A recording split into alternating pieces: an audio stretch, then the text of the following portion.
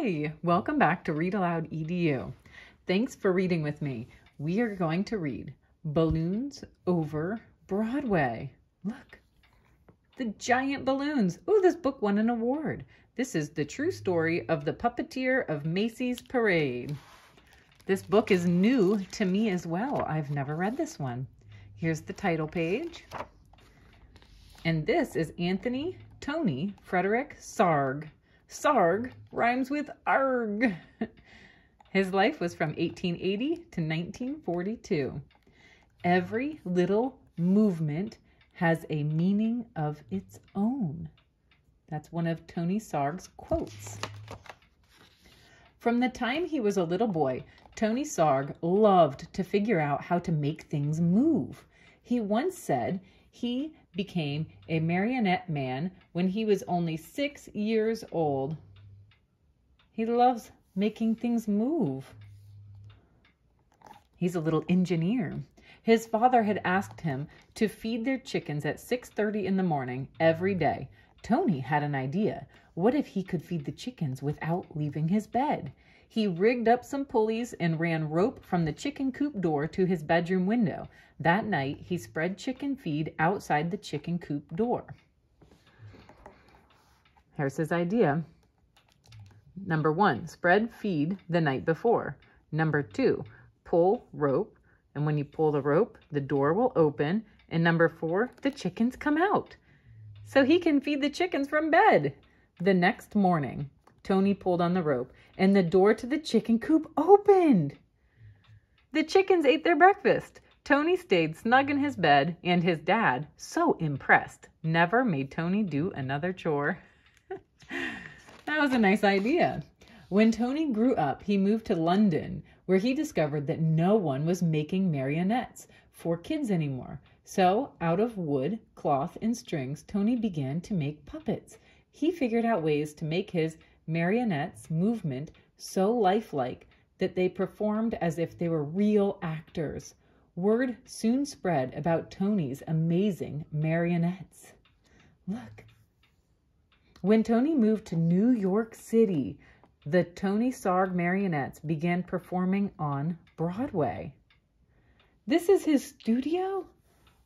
I think this is that building that's shaped like a triangle.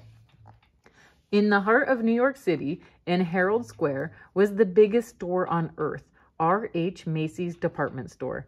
Macy's had heard about Tony's puppets and asked him to design a puppet parade for the store's holiday windows. So Tony made new puppets based on storybook characters, then attached them to gears and pulleys to make them move. Wow, look at what he is doing.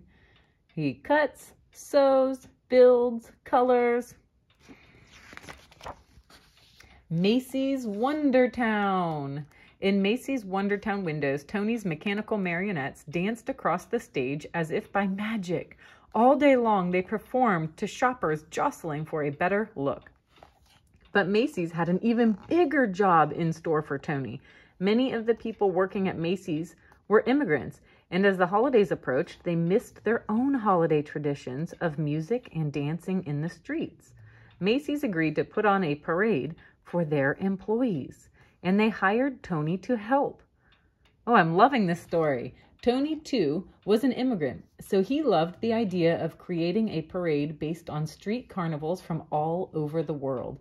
He made costumes and built horse-drawn floats, and Macy's even arranged to bring in bears, elephants, and camels from the Central Park Zoo. Oh, they're getting ready for something big. The animals joined hundreds of Macy's employees on Thanksgiving Day, 1924, winding their way from Harlem to Herald Square. It was a dazzling parade. In fact, Macy's first parade was such a success that they decided to have one every year on Thanksgiving Day to celebrate America's own holiday. Does that look fun to you? Look at all the people watching the parade. Each year the parade grew, but when Macy's brought in lions and tigers, in addition to the bears, elephants, and camels, the animals roared and growled and frightened the children. I don't know if they like that. Tony, can you think of something spectacular? Tony says, okay.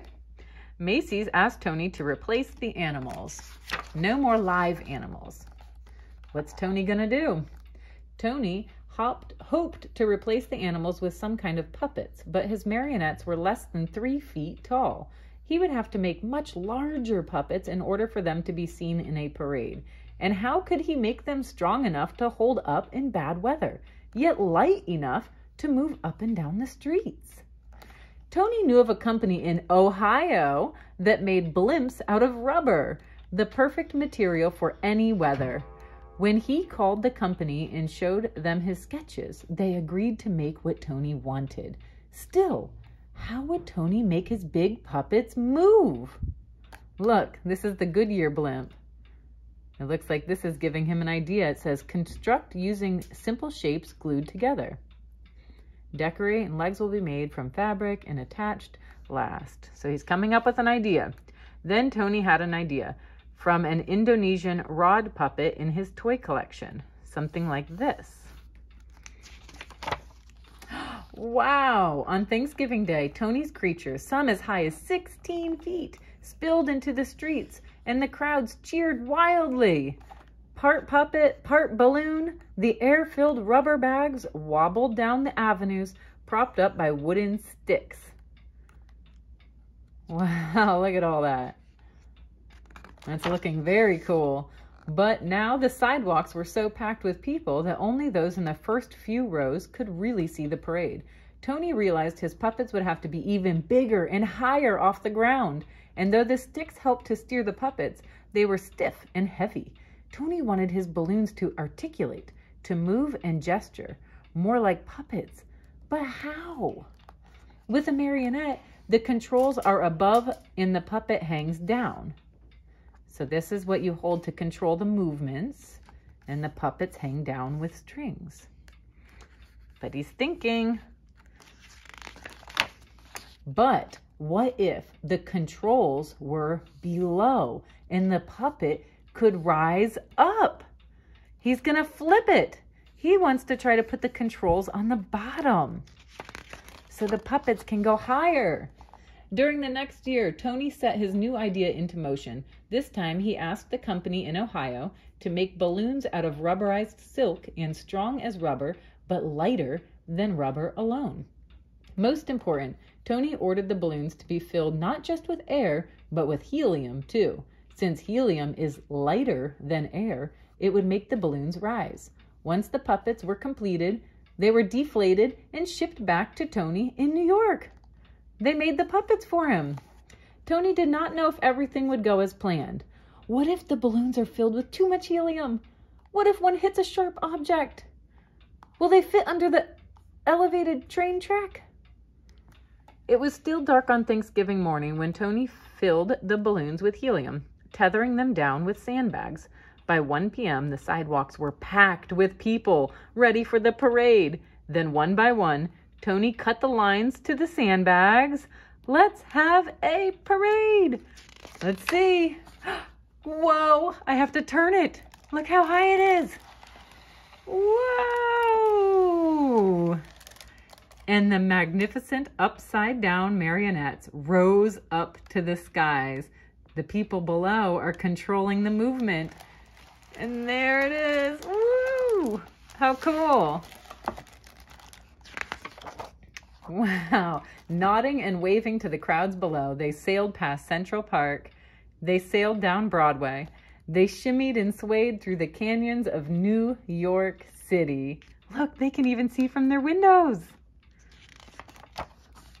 High above the crowds, they flounced in the afternoon wind, pulling the rope handlers this way and that. Yet with every heave-ho, the balloons gestured and articulated like wild puppets, and the crowd screamed for more. After the balloons were eased under the L, they ended in front of Macy's at Tony's Wondertown windows. It was a parade New Yorkers would never forget. That gave me goosebumps. And from that day on, every Thanksgiving morning, crowds have lined the sidewalks of New York City to see what new balloons would rise to the skies for Macy's famous parade. Tony Sarg, the puppeteer who loved to figure out how to make things move, had set the stage with a little rigging for a puppet to be anything anyone could imagine it to be. Wow, that is an awesome story. And here's some more information to read if you get this book. So cool. You know what? I believe I'm going to watch the Macy's Day Parade this year. I'll appreciate it more now too. Thank you so much for reading. Don't forget to subscribe.